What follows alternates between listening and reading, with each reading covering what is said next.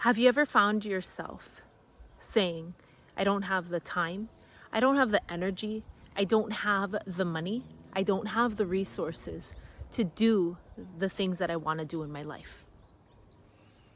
If you do, if you found yourself saying that in times past, you're the same as me. We're the same. This message is for me as well, but this message is for you. And so I came across this thought. I wanted to share it with you. As you know, this is always real talk with Rexel, and it brought to mind, my current moment, my present moment, and my reality now.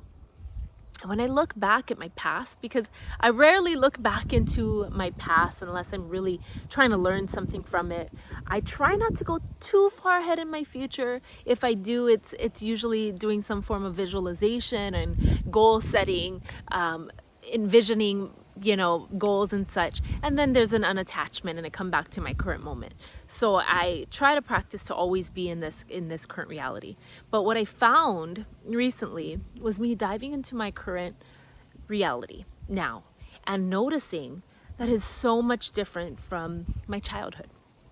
The things I have now, the abundance that I have now, the money that flows into my life, the relationships that are deepening and so full and flowing into my life, the love that I'm able to receive now. Why is it so abundant? Sometimes I find myself, and you can probably relate if you grew up with a story similar to mine, where we grew up with less, right? We grew up in Section 8 housing. We were on welfare. Food stamps was the norm. Shopping at a thrift store or garage selling for our back to school outfits was what we did, and that was our norm. And I found it so crazy because only now, in this reality that I'm in now, where I'm so loved, so blessed, so receiving to all of these things that flow into my life, that I'm realizing what a difference it was. Sometimes you go through life and you don't even realize how much blessings, how much love, how blessed we truly are, how much time we actually have, how much money is at our disposal, how much abundance is around us, because we don't take the time to notice, because instead we like to focus on all the things that we lack. And what is that quote where they say, where your mind goes, your energy flows? Well, I find that to be true. And at any moment in time where my children now, my oldest is 11 years old, when they come up to me and tell me, I don't have time, I don't have money, I don't have, the first thing I say to them, I like to empower them as well. The first thing I tell them is, anytime you feel like you're lacking something, go and give that thing away. So if you feel like you're lacking time, give 5 minutes of your time to someone, somewhere, out of the kindness of your heart. And what you're going to find is that energy that's created from that giving, because everything's energy. This tree behind me is energy. The wind that's probably going to ruin the audio here is energy, right? We're surrounded by it. I actually came out here to sit on the grass because the grass and getting grounded into the earth and the dirt and all of this energizes me. The sunlight coming from behind, all of that is creating unlimited energy within myself. And so the same thing goes for our mindset. Our thoughts create energies in our body. It's scientifically backed, right? Our thoughts can change our genes. Look that up. Changes the way our hearts, the chemicals in our body dispense through our system, and it actually changes our genetic code. So to say that that's woo-woo, to say that's out there, it's really not. It's scientifically proven, and everything is energy. And so going on that note, when I was trying to go within myself and really discover how come I feel so much abundance now, like, why do I have so much in my life now? Because at times when we come from a past of not having, it feels really, really horrible to have money. It feels really, really horrible to have extra, because I was brought up feeling and thinking that I was poor, that I was poor, so I didn't have the right clothes. I was supposed to be ugly. I'm supposed to feel poor. I'm supposed to be broke. I'm supposed to be less than. And those were all just stories that were told to me. So if you can link that back, and I bet you if you think back of your reality, you're going to find a similar story if you have a similar upbringing as mine. Let me know in the comments too when you watch this video if any of this resonates with you. I would love to see who resonates with this message and love to hear your stories. This is what these shares is all about. As you know, I started my brand Fuse Hawaii by one woman sharing her story in order to inspire others to share their stories with the world. And here I am years later, still doing the same, still growing, still learning, still sharing. And the reason I do that is because it energizes me, and I continually get blessed through this process. I continually am able to create, I'm able to give, because as long as I'm regenerating my energy and giving it away, it's constantly going to come back to me. And that's one thing I'm sure of, I'm aware of. And what I realized in my past as well as a little girl, that little girl was pretty damn smart. Let me tell you. I didn't realize it till now in my 30s. I always underestimated her, actually. I thought she was stupid. I thought she was poor. I thought she didn't have nice clothes. But she was smart. And let me tell you why. Because she didn't even realize what she was doing at the moment. But there were moments in my life as a young girl, and I'm learning lessons from her now. I would go to the thrift store, per se, and I'd feel like a fashion designer. I always wanted to design clothing. I wanted to be a fashion designer. So I would go into Savers. Savers was a good one in Maui, and Goodwill. And instead of thinking, I'm too poor to buy new clothes, my parents don't make enough money, that sucks, I'm never going to be popular in school, I created my own reality.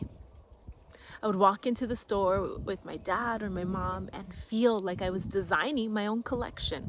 I'd pull a flannel off the rack for $2. I would look at it and say, what could I do with this? I could bleach it out. I could dye it. I could get permanent marker. I could paint on it. I could recreate this garment to make it a one-of-a-kind, unique, and collection of my own. And I did the same with my shoes, my hats. I was the youngest, and my sister, I always like to tell her, she had no fashion sense. And I had to get handed down her clothing. So I thank her till this day for helping me to come into this creative energy. Because when I had her hand me down clothes, I had to create fashionable items out of what she selected at first. So it challenged me to create. And, you know, in that moment, I realize now I was creating my reality. I put the thought into my mind, I'm a fashion designer. The world is my oyster. Can you imagine? 10 years old, I'm like, oh my gosh, I have a one-of-a-kind unique garment. And the things I used to create.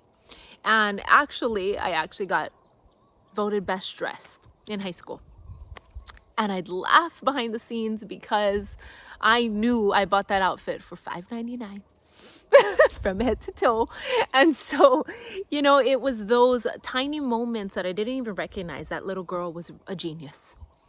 She put thoughts into her brain, created her own reality, and somehow along the way, as I grew up and I started hearing more stories of who I should be or who I was from the outside world, I started to program my mind and actually disempower myself into thinking I had to do things by the book, into thinking and into actually stripping the power away from me that I had as a child. And as an adult now, I was learning to stay in the box, speak a certain way, dress a certain way, do everything a certain way to be accepted. And then now I am here in my 30s, recreating my reality once again to be 10. To be in my joy, to have fun, to speak freely. Sometimes the way I speak is a little blunt for some, which is a whole nother lesson in itself, which I can probably make another episode about. And finding my voice and doing all of these things. But, you know, other things that I learned from my childhood 10-year-old self was she would walk into her home And my home at the time, yeah, it was Section 8 housing. It was an apartment. My sister and I always shared a bedroom, which I thought was awesome because I love snuggling and cuddling her, and she hated me cuddling her. But you know what? It was worth the 3 punches I'd get before she'd knock out and give up. And so here I am now looking back at my past, and I'm like, oh my God, I had no idea we were lacking money. I had no idea we were poor. I had no idea. My mom showed us love. We had so much laughter in our house. It was just, and there were really bad times. Now let me spin this back a little bit. Like, it's not to say that we were perfect and we had all this love and laughter. No. We had problems in our family. We had dealt with addictions. We had dealt with parents, with alcohol, drugs, all of that was in our households. And if you come from that background as well, there was a lot of abuse, domestics, all of that was happening. So when I speak about my childhood, don't be disillusioned. It's just that this little girl was a genius, and she created a new reality out of that. And she just spun her situation then into, and I'd like to say like spinning, I'm thinking of like creating wool of some sort on a wheel, and she weaved and created, I'm a seamstress and I design clothing. So I just went to thinking of the weaving of a fabric, and somehow she took the threads that she had in life and she created something magical. And so these are things that I'm learning to do now when I look back at this little girl who inspires me every single day to wake up and relearn how to be 10 again. And so for all of you out there who might say at times, or find yourself saying, I don't have the time, I don't have the energy, I don't have the money, I don't have the resources.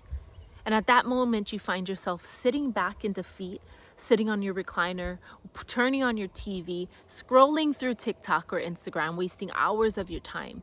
I would challenge you and encourage you to get up and give a little bit of money away. Give a little bit of your time away to someone who needs it more than you. And I tell you, in that moment, you're going to create a little extra energy within yourself to do more, to create more. And what happens is when you're riding this wave of energy and emotion and joy and happiness, just like that little girl who was 10 and was just riding the wave of her life in every moment, you're going to realize that things start to attract to you, and they start flowing in, and they start coming in abundance. And then you have different lessons to learn when that happens, because at those moments is when you start to doubt yourself and when you start to question your reality, because life's too good, right? And that's something I had to learn. I'm still learning how to maneuver and navigate through all those different emotions, but it's okay because I have my whole life to do that. And as I learn and as I grow through this process, I love sharing my journey with all of you, and I hope this message resonated with all of you. I love telling stories. I love linking it together to real life situations. And if this message resonated with you, let me know in the comments below. I love to know who I'm speaking to. Subscribe to my YouTube channel here. Do all the things, like, love. And if not, if it doesn't, feel free to just scroll by and this message, find something that suits you, really. But this is for that one person out there who I'm talking to. And if it's just for one person, it was worth my time. All right, aloha.